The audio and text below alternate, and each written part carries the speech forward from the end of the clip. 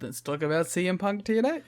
It's a weird run where he had like the starting singles thing where he was just like a wacky X Division guy. He disappeared. He came back as the Gathering, where it's a mid-card tag team that, just as it looked like they might rise above becoming a mid-card tag team, circumstances conspired so that Punk would never appear in TNA again.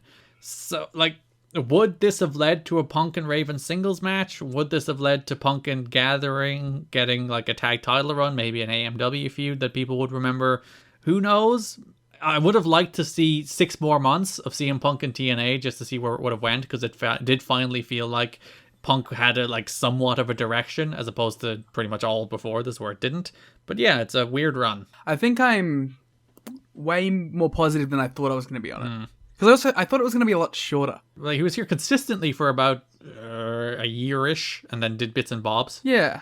I assumed it was like 6 months. This was a more decent run than I think. I think it's a better run than people give it credit for. I think it's, a lot of it's CM Punk and this is what you did with him, but well, they did what they did at the moment, Eventually maybe he would have turned into the CM Punk that we know, but at this point, I don't think this is necessarily a bad thing to do with CM Punk. Maybe the one miscue is not giving him enough promo time. But I thought for the most part, I liked it. Obviously, the Gathering, James Mitchell, Raven stuff was like our favorite feud last year.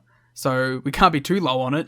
All the Gathering stuff, all the 6-man tags they had were pretty good. I liked the stuff with Sandman and Partner of the Week. I like where we ended up over here. Just, like you, I think. I wish I would have liked to have seen the finale, the full wrap up here, and see where they went from there.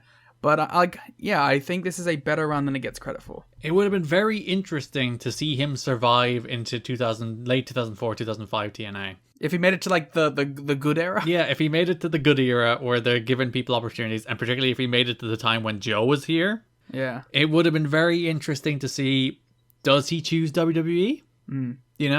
Or does he become a TNA guy?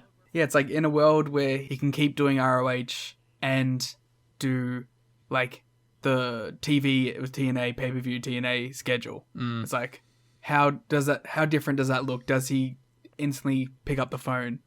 I think that's a very interesting alternate history, but we don't get to see it. And then would he go on to be like the biggest star in wrestling?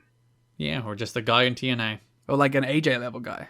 Or even if he stayed in TNA to 2007 and jumped to WWE then, does it look different if he comes to WWE with TNA exposure? How does that work? Does he become like a Chris Harris? Yeah, is it worse for him? Is it better for him? These are interesting questions that we will never have answered. If only we could look into this multiverse of matches.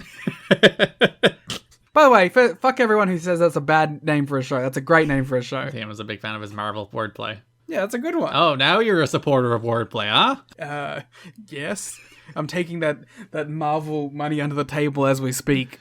So in this match, Raven accidentally, I think, maybe on purpose, I think it's accidentally, he hits Sabu with a chair. Sabu was going for a springboard and he hit him with a chair while he was trying to hit Punk. They cut to a weird angle. You couldn't really see what happened. But I think the idea is that maybe he hit him on purpose. I don't know. I think it was accidental, but he didn't give a shit. Yeah, that might be it too. Then he dropped Punk with the DDT and cut a promo after the match saying he's still coming for Jarrett, and he's a bit mad that Chris Harris is getting a title shot. Yeah, he's like, well, what about me? What about Raven? That's unlike him to say. I like that this dude's catchphrase is a really whiny thing. Yeah. What about me? Oh, my title shot. To be fair, probably should have his title shot. Listen, if anybody should have a title shot, it's AJ. Yeah, AJ should be whining more. What about me? What about AJ? What about me? What about AJ? Wow, great AJ impression. I thought he was in the room. It's getting better and better.